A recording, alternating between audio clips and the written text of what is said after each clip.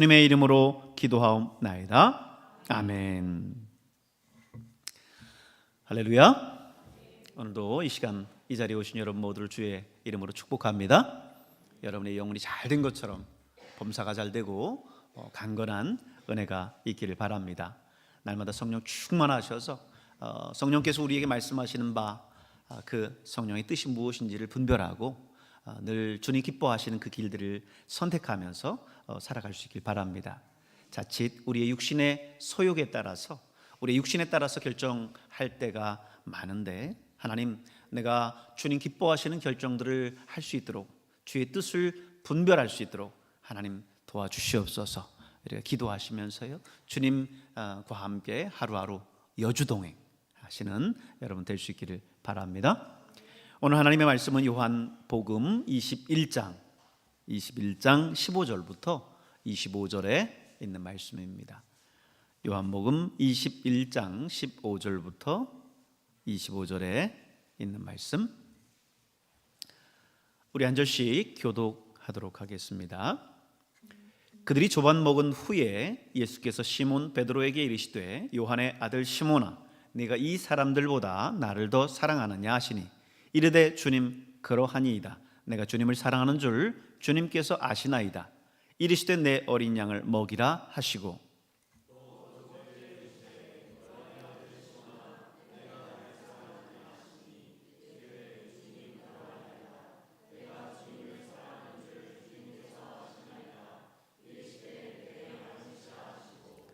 세 번째 이르시되 요한의 아들 시몬아, 네가 나를 사랑하느냐 하시니 주께서 세 번째 네가 나를 사랑하느냐 하심으로 베드로가 근심하여 이르되 주님, 모든 것을 아시오매 내가 주님을 사랑하는 줄을 주님께서 아시나이다.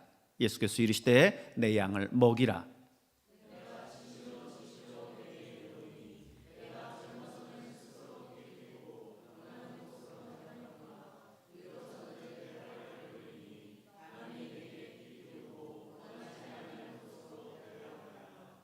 이 말씀을 하심은 베드로가 어떠한 죽음으로 하나님께 영광을 돌릴 것을 가리키심이라. 이 말씀을 하시고 베드로에게 이르시되 나를 따르라 하시니,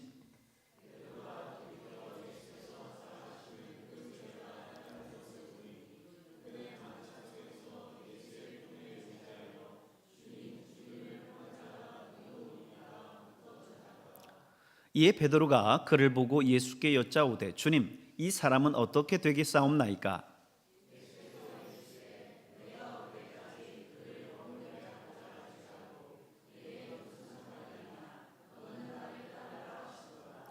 이 말씀이 형제들에게 나가서 그 제자는 죽지 아니겠다 하였으나 예수의 말씀은 그가 죽지 않겠다 하신 것이 아니라 내가 올 때까지 그를 머물게 하고자 할지라도 네게 무슨 상관이냐 하신 것이로라.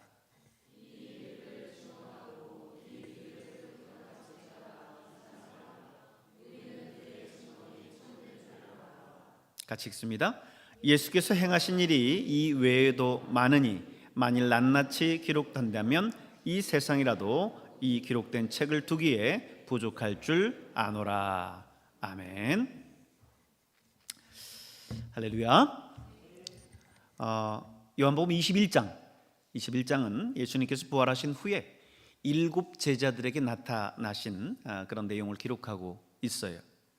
제자들이 밤새 새벽녘까지 그물질을 했지만 아무것도 잡지를 못했습니다. 그랬더니 예수님께서 바닷가에 서 계시다가 배 오른편에 그물을 던지라 이렇게 말씀을 하셨어요. 그래서 그 말씀대로 했더니만 정말 그물이 정말 들 수 없을 정도로 많은 물고기들이 잡혔다 그랬어요. 그제서야 요한이 그분이 예수님이다 라고 하는 것을 알고 베드로에게 주님이에요 라고 말하니까 베드로가 그것을 보고 바다로 뛰어내렸다 그랬어요. 제자들 모두가 다 육지에 올라와 보니까 예수님이 떡과 생선을 조반으로 만들어 주셨습니다. 이게 예수님께서 부활하시고 제자들에게 세 번째 나타나신 사건이었어요. 그들이 이렇게 예수님과 함께 이제 조반을 먹은 후에 예수님께서 베드로에게 세 차례에 걸쳐서 그의 사랑을 확인합니다. 세 번에 걸쳐서. 왜 이렇게 세 번에 걸쳐서 연거푸 물으셨을까? 이것은 베드로가 이전에 예수님을 3번 부인했었던 사실이 있기 때문입니다. 어떤 사건이었죠? 요한복음 18장에 보면요, 예수님께서 체포되셔서 대제사장의 뜰에서 신문 받고 계실 때에 그가 예수님을 3번 부인한 내용을 기록하고 있습니다. 아니다, 나는 그를 모른다 하면서 강하게 부인했고요, 심지어는 다른 복음서에서 보면 예수님을 저주하면서까지 부인했다라고 기록하고 있습니다. 그런데 사실 이렇게 그가 예수님을 부인할 것에 대해서 예수님은 이미 알고 계셨어요. 그래서 거기에 대해서 예수님이 예언을 하셨죠. 언제였습니까? 예수님께서 이제 십자가에 달리시기 전, 체포되시기 전에 제자들이 있을 때 그런 이야기를 하셨어요. 내가 이제 고난을 받고 체포되어서 고난을 받게 될 거다라고 하는 것들을 이야기를 하고, 그때 너희들이 다 나를 버리고 흩어질 거다, 이렇게 이야기하니까 베드로가 뭐라고 해요? 맹세를 하면서, 다른 사람은 몰라도요, 예수님, 저는 결코 예수님을 버리지 않을 겁니다. 제 목숨을 바쳐서라도, 죽음의 자리라도 저는 함께 할 겁니다 라고 하면서 호언장담했어요. 그때 예수님께서 베드로에게 뭐라고 말씀하세요? 베드로야, 네가 닭이 울기 전에 3번 나를 부인할 거다, 이런 말씀을 하셨어요. 그런데 정말 예수님이 체포되셨고 모든 제자들이 다 뿔뿔이 흩어졌습니다. 예수님이 체포돼서 끌려가실 때 베드로는 멀찍이 예수님을 쫓아갔다 그러죠. 그런데 대제사장의 뜰에서 문 지키는 여종과, 당시 추웠기 때문에 불을 지펴놨었는데 불을 쬐던 제사장의 종들이 베드로를 알아본 거예요. 그래서 너도 그와 함께 있었다, 그의 제자다라고 이야기하니까 손사래를 치면서 무슨 말이냐, 나는 그를 모른다, 아니라 하면서 예수님을 부인한 거예요. 그런데 놀랍게도 바로 그때 예수님이 말씀하신 그대로 닭이 꼬끼요 하고 운 거예요. 베드로가 그 닭의 소리를 듣고 나서 비로소 예수님이 말씀하신 그 말씀이 생각이 난 거예요. 베드로야, 네가 나를 부인하지 않고 내 죽음의 자리라도 같이 가서 나와 함께 하겠다고? 네가 닭이 울기 전에 3번 나를 부인할 거다, 말씀하셨던 예수님의 그 말씀이 탁 떠오르는 거예요. 그래서 밖에 나가서 심히 통곡하면서 베드로가 울었다, 심히 통곡하면서 울었다 그랬습니다. 여러분, 복음성가에 보면요, 친구의 고백이라고 하는 CCM이 있어요. 그 옛날 유명했었던 CCM 사역자인 다윗과 요나단이라고 하는 우리 사역자가 부른 곡인데요, 제 학창 시절 때 정말 많이 부르고 애창했었던 그런 곡입니다. 거기에 보면 3절에 이런 말씀, 이런 곡이 있어요. 새벽 딱 울 때 난 괴로웠어, 풍랑이 일면 난 무서웠어. 베드로의 고백을 그대로 이 곡 속에 담아놨어요. 새벽 딱 울 때 난 괴로웠어. 왜? 예수님이 네가 나를 3번 부인하리라, 닭이 울기 전에 3번 나를 부인하리라 라고 예수님 말씀하셨는데, 그가 정말 예수님을 그렇게 부인했거든요. 나는 결코 예수님을 부인하지 않을 겁니다, 나는 죽음의 자리라도 가면서 예수님과 함께 할 겁니다 라고 했었던 그가 예수님을 저주하면서까지 부인한 그 사실이 새벽 딱 울 때마다 떠오르는 거예요.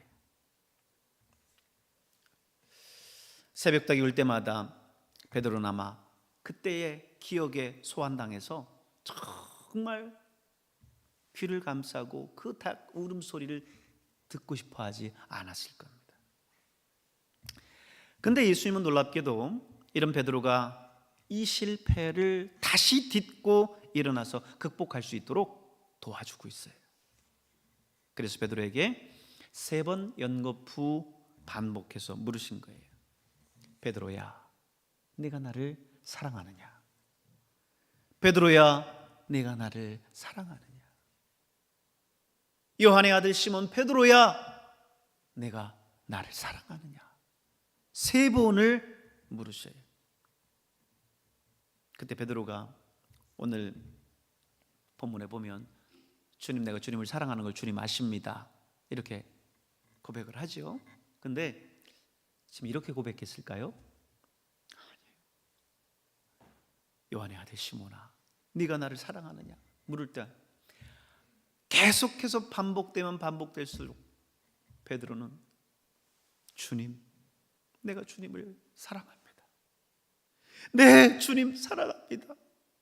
주님, 내가 정말 주님 사랑하는 거 주님 아십니다 하면서 눈물로 아마 펑펑 울면서 고백했을 거예요. 이제라도 내가 이제 다시는 주님을 부인하지 않으리라. 이제 정말 죽음이 내 앞을 가로막는다 할지라도 내가 결코 주님을 부인하지 않으리라. 이렇게 다짐하고 또 다짐했을 거예요. 그런 베드로에게 예수님께서 내 양을 먹이라, 내 양을 치라, 내 양을 먹이라 이렇게 말씀하시면서 그에게 이제 목표적인 사명을 부여해 주세요. 주님의 교회를 맡기시는 거죠. 하나님의 백성을 돌보고 영적으로 양육하라고 하는 그 역할을 맡기신 거예요. 여러분, 하나님은 여러분을 부르시고 사명을 맡기실 때요, 다른 것을 체크하지 않습니다. 여러분이 똑똑하냐, 잘났냐, 물질적으로, 사회적으로 무슨 능력과 그런 풍요로움이 있느냐, 이거를 따지지 않으세요. 그걸 묻지 않으세요. 예수님 뭘 물으셔요? 네가 나를 사랑하느냐? 네가 나를 사랑하느냐? 사랑을 체크하십니다. 여러분, 정말 하나님을 사랑하신다면 하나님은 여러분에게 사명을 맡기실 거예요. 여러분, 주님 사랑하십니까? 주님 사랑하십니까? 주님 사랑하세요? 그러면 주님께서 여러분에게 여러분이 담당해야 할 사명을 여러분에게 맡겨주실 거예요. 완벽해서 주님이 우리에게 일을 맡기시는 게 아니에요. 베드로의 그 부족함에도 불구하고 예수님은 그 부족함을 극복하도록 도와주시면서 그 사명을 맡기셨어요. 저와 여러분이 잘났고 능력 있어서 사명 감당하는 거 아니에요. 주님께서 우리가 부족함에도 불구하고 그 부족함을 이길 수 있는 능력과 힘을 주시면서 그 사명 감당하도록 하시는 거예요. 다만 주님을 사랑하는지, 주님에 대한 사랑을 주님은 체크하십니다. 주님을 사랑하실 수 있길 바랍니다. 예수님이 이렇게 사랑을 확인하시고 이제 사명을 부여하신 다음에 베드로가 이 사명을 감당하면서 맡게 될 순교에 대해서 예고하십니다. 18절을 보세요. 18절에 보면 네가 젊어서는 스스로 띠띠고 원하는 곳으로 다녔거니와 늙어서는 네 팔을 벌리리니 남이 네게 띠띠우고 원하지 아니하는 곳으로 데려가리라. 네 팔을 벌리리니. 여러분, 오늘 이 베드로의 십자가의 죽음을 예수님께서 아시고 거기에 대해서 예고해 주고 계신 거예요. 이것이 뭐냐면 19절에 그래서 그렇게 표현하고 있죠. 이 말씀을 하심은 베드로가 어떠한 죽음으로 하나님께 영광을 돌릴 것을 가리키심이라. 실제로 베드로는요, 마지막 십자가에 거꾸로 못 박혀 순교하죠. 순교하는 그 순간에 내가 어떻게 무슨 면목으로 내가 예수님 부인하고 그렇게 예수님 마음을 아프게 했는데 어떻게 예수님과 똑같이 그렇게 죽을 수 있겠느냐, 나를 십자가에 거꾸로 못 박아달라 해서 베드로는 십자가에 거꾸로 못 박혀서 순교했습니다. 여러분, 사명의 길은 이와 같습니다. 내가 원하지 않는 길이라고 하더라도 주님 뜻이라고 하면 가야 하는 것이고 그 길을 기쁨으로 가야 하는 거예요. 베드로의 그 십자가의 그 길도 베드로가 원하지 않았다 할지라도 주님께서 그에게 주신 길이라고 하면 기쁨으로 거꾸로라도 지고 가는 거예요. 저 역시 목회의 길을 우리 어머니 목숨을 담보로 해서 서원하고 이 길을 가고 있지만 주님은 또 기꺼이 그 길을 가도록 자원하는 마음을 주셨어요. 그래서 저는 고등학교 때 가족들이 그렇게 반대하고 하는데도 불구하고 이 길을 선택했고요. 아르바이트 하면서 학비 벌고 고학하고 고생하며 공부했지만 이 길의 선택을 기쁨으로 했어요. 그 길은 힘들죠. 하지만 하나님 그때마다 돕는 천사들을 보내셔서 힘을 북돋아 주시고 감당하게 하셨어요. 여러분, 여러분이 가야 할 길, 주님께 주신 그 사명의 길, 그 사명의 길은 쉽지 않아요. 어렵습니다. 그러기에 사명의 길이고 그러기에 십자가의 길인 거예요. 근데 그 길을 갈 때에 내가 억지로 그 길을 가지 않습니다. 주님은 그 길을 기쁨으로 갈 수 있도록, 베드로가 그 십자가를 지되 거꾸로도 기쁨으로 진 것처럼 우리의 사명의 길이 당장은 힘들지라도 오히려 그것을 기쁨으로 갈 수 있도록 하나님은 우리에게 힘과 능력을 더해 주십니다. 오늘 여러분에게 주어져 있는 그 길들을 여러분 감사함으로 기쁨으로 걸어가실 수 있기를 바랍니다. 예수님께서요 자신에 대해서, 베드로에 대해서 그렇게 말씀하시니까 베드로가 그럼 곁에 있는 요한은 어떨까 궁금했어요. 그래서 예수님한테 묻죠. 우리 21절을 한번 보세요. 21절에 보면 이에 베드로가 그를 보고 예수께 여짜오되 뭐라고요? 주님, 이 사람은 어떻게 되겠사옵나이까? 이 사람이 누구예요? 요한을 이야기하는 거예요. 예수님 곁에 있었던 요한. 주님께서 말씀하신 대로 제가 그렇게 그 길을 가야 되고 그것이 주님 제게 주신 사명이라고 한다면 오늘 지금 이 옆에 있는 이 요한은 어떻게 되겠습니까? 하고 물었어요. 그랬더니 예수님께서 뭐라고 말씀하십니까? 22절이죠. 같이 한번 읽어볼까요? 예수께서 이르시되 내가 올 때까지 그를 머물게 하고자 할지라도 내게 무슨 상관이냐? 너는 나를 따르라 하시더라. 자, 내가 올 때까지 그를 머물게 하고자 할지라도, 예수님이 다시 오실 때까지 그를 머물고 살아있게 한다 할지라도 그게 무슨 상관이냐라고 하는 것 같지만 꼭 그것만이 아니라 이 말씀은 어떤 말씀이냐면 그에게 주신 사명이 따로 있는데 그에게 어떤 사명이 주어지고 어떤 길을 가고 그의 마지막이 어떻다 한들 너는 거기에 관심 가질 것이 아니라 너에게 주어져 있는 그 길을 가고 그 길에 관심을 가지라 라고 말씀하는 거예요. 사람마다 하나님께서 부르신 부르심이 다 따로 있습니다. 저에게 주신 사명과 부르심이 있고요. 여러분에게 주신 사명과 부르심이 또 따로 있습니다. 다른 사람의 그 부르심에 대해서 이렇다 저렇다 얘기하기 이전에 예수님 뭐라고 말씀하시는 거예요? 너에게 주신 그 사명이 무엇이냐? 그 일을 부여잡고 너는 나를 따라라 라고 예수님께서 말씀하는 겁니다. 여러분에게 주신 사명이 무엇입니까? 여러분에게 주신 그 십자가가 무엇입니까?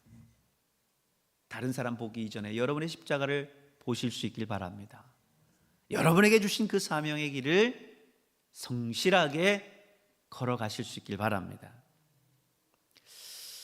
이제 24절에서 25절은요 요한복음의 이제 결론과 같은 부분인데요, 이 요한복음의 결론을 맺으면서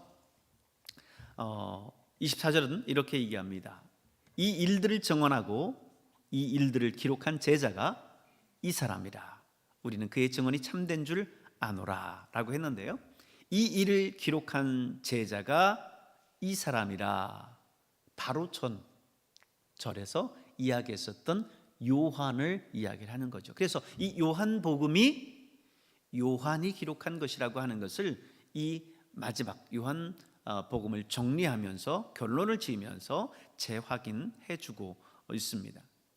뿐만 아니라 예수님께서 행하신 그 일들이 너무 많아서 다 기록할 수 없다라고 이야기를 하고 있어요.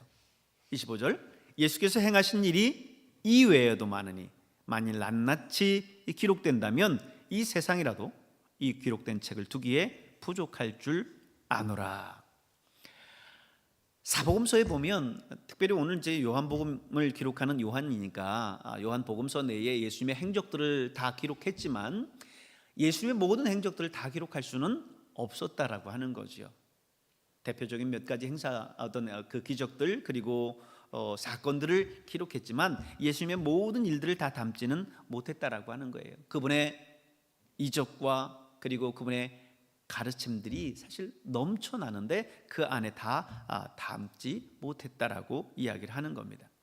여러분, 오늘 예수님께서 바로 행하셨던 많은 일들을 여러분 기억하면서 주님 가신 그 길들을 저와 여러분이 걸어가기를 다짐할 수 있길 바랍니다.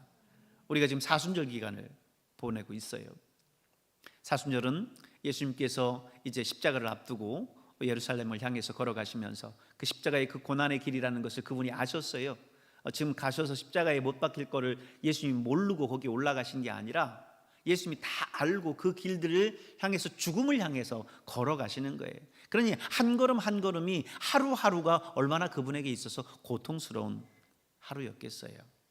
오늘 이 40일의 이 기간을 우리는 그 예수님의 고난을 묵상하면서 보내고자 이 사순절 기간을 정해놓고 우리가 경건한 삶들을 추구하며 살아가는 겁니다. 여러분, 이 40일 기간 동안 예수님의 고난을 잘 묵상하시면서 예수님 걸어가셨던 그 길들을 걸어가시는 저와 여러분 될 수 있기를 축복합니다.